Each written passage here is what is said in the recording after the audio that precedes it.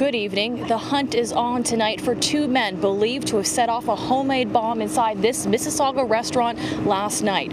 Inside at the time, men, women, and children taking part in two separate birthday celebrations. 15 people were injured, sparking calls for justice tonight. And then I was walking back and I felt the ground shake. It felt like an earthquake here. Residents shaken by a bombing that turned their brand new neighborhood into a crime scene. And then all of a sudden a bunch of police officers and ambulance came, and a bunch of cops were yelling at me to get indoors, and I was down there. I'm like, I live right here. And then they said, run home. This as police scrambled to find the two men pictured here in this still taken from security camera footage. Two men wearing hoodies were seen entering the restaurant with an IED, which is an improvised explosive device. The men were seen fleeing the scene immediately following the explosion. The restaurant is located in a busy strip mall at here Ontario Street and Eglinton Avenue East. This morning, police forensic officers in white jumpsuits combed the scene. Officers looked under cars and combed through the tall grass and bushes nearby. Just down the street where the two men were seen fleeing the scene, detectives went door to door looking for witnesses.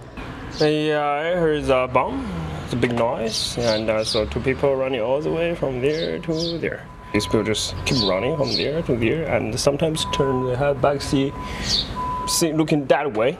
Police say at this point they have no evidence to suggest this was an act of terrorism or a hate crime, but they are appealing for witnesses to come forward. This is not the Mississauga I know. Mississauga Mayor Bonnie Crombie visibly shaking as she spoke to reporters. I will say that this is a heinous crime that's been committed. Certainly the people who have done this need to answer for their crimes, and they need to be brought to justice. 15 people ranging in age from 23 to 69 were sent to hospital. All have since been released. No children were injured in the bombing.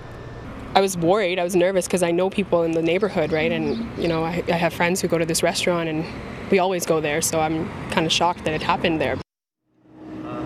And police believe the suspects fled the area in a car, but no vehicle description has been released at this point. But here is what we know about the suspects.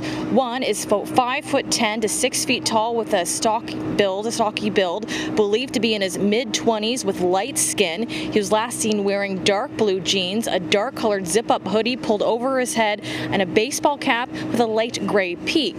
The second suspect is described as 5'9" to 5'10". He has a thin build and fair skin. He was last seen wearing faded blue jeans, a dark zip-up hoodie with a brass-colored zipper, and the hood was pulled over his head. He was also wearing a gray t-shirt and dark-colored shoes. Now, anyone who believes they recognize these individuals or any witnesses whatsoever are being asked to call police or Crime Stoppers.